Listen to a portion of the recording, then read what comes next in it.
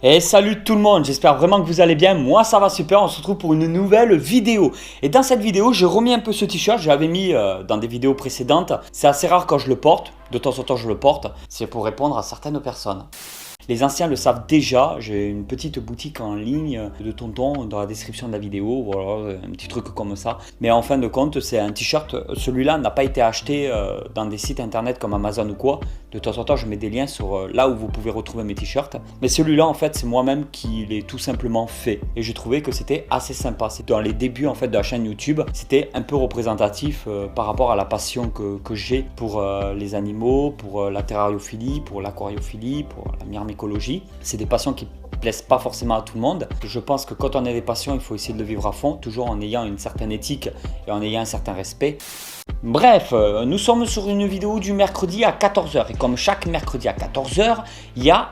je t'entends pas quand tu le dis, et peut-être parce que tu es dans cette petite boîte qui se trouve ici. Et il faudrait que je fasse des trous d'aération dans la GoPro pour pouvoir entendre quand tu me parles. Comme tous les mercredis à 14h, il y a la vidéo fourmi, vidéo myrmécologie. Je vais vous montrer un petit peu certaines choses comme les Crématogaster scutellaris qui se portent toujours à merveille.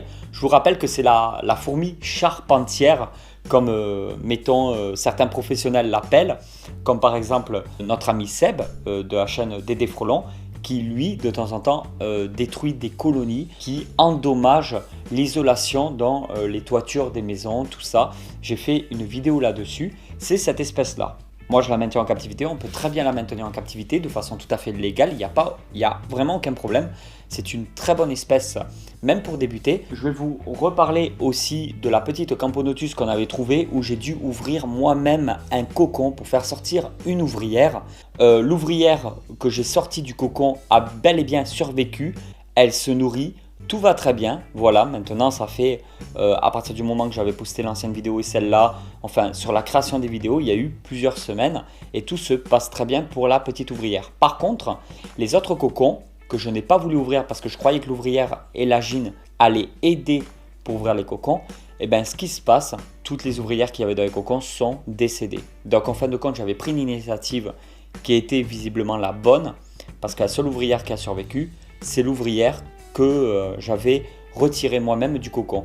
Par contre, elle a fait d'autres larves, une petite grappe d'œuf, il me semble, et j'espère que ça ne va pas se reproduire. Sinon, je vais devoir ouvrir, je pense, quelques cocons jusqu'à qu'il y ait des ouvrières qui se décident de faire le boulot à ma place. Ensuite, je voulais vous reparler aussi que j'ai eu en même temps la Camponotus cruentatus qui elle se porte à merveille. Il y a actuellement 1, 2, 3, 4, 5, 6, 7, 8, 9. Il y a actuellement 9 ouvrières, une petite grappe d'œufs ou de larves ainsi qu'un dernier cocon à ouvrir.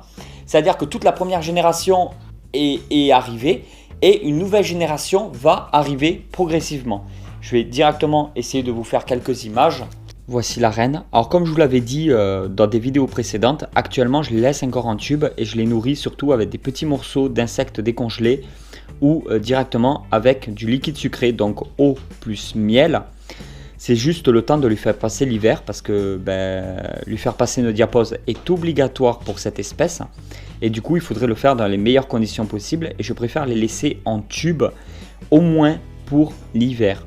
Et ensuite on partira sur une nouvelle année où je ferai une petite extension avec une aire de chasse et tout ce qui va s'en suivre pour exploser le développement en 2019. On va y arriver. Je suis en train de réfléchir à un nouveau matériel vidéo et photo. Je vais investir très prochainement des sommes que tonton a du mal à sortir de son portefeuille pour pouvoir, en espérant justement, vous proposer une bien meilleure qualité de vidéo. Alors je suis ravi, c'est pas moi qui l'avais trouvé, si vous avez vu la vidéo herping en nature, c'est bien Taticelli qui avait trouvé cette magnifique espèce qui est pour moi une de mes préférées avec la Formica rufibarbis. Une petite trophalaxie entre une ouvrière et l'agine. Alors là ce qui se passe c'est que l'ouvrière nourrit l'agine en lui faisant en gros un genre de bouche à bouche. Parce que le gastre de l'ouvrière est plein de liquide sucré, donc de nutriments, de nourriture.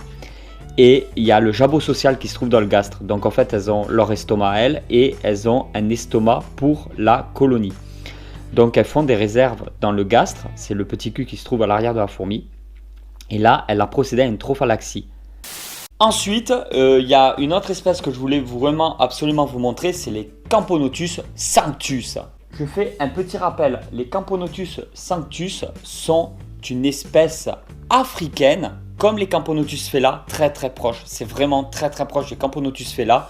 Je crois que la seule grosse différence notable, c'est que les Camponotus sanctus sont un peu plus orangés, donc je trouve personnellement un peu plus jolis, avec un caractère peut-être un peu plus prononcé aussi. Ce ne sont pas des fourmis qui piquent ou quoi que ce soit, je fais un petit rappel, c'est totalement inoffensif et je la conseillerais même à des débutants parce que comme vous pouvez le voir, il n'y a pas du tout de réserve d'eau. Comme les Camponotus fela, je les maintiens dans un nid 100% sec. Pas besoin de s'embêter en cherchant la bonne hygrométrie. Pas besoin pour ces espèces-là. Moi personnellement, je ne le fais pas. Tout se passe très bien. Et après, par contre, un petit bouchon avec toujours un petit peu d'eau dans l'air de chasse, c'est nickel. J'ai un cocon qui est beaucoup plus grand que la moyenne des tailles de cocon que me fait cette espèce ces temps-ci.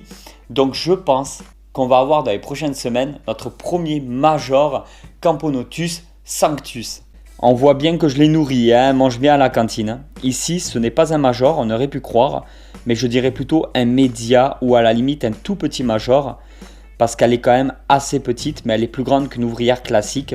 On va dire un petit média ou enfin on va dire plutôt un média ou un petit major. C'était une petite grappe de larves, donc la génération suivante est assurée.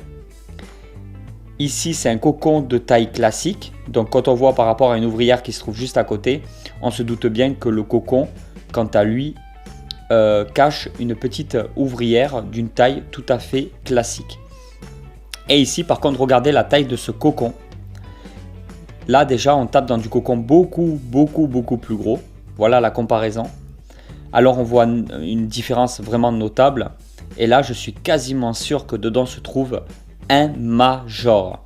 Et il me tarde que le petit major sorte de ce cocon et découvre la petite vie qui lui attend.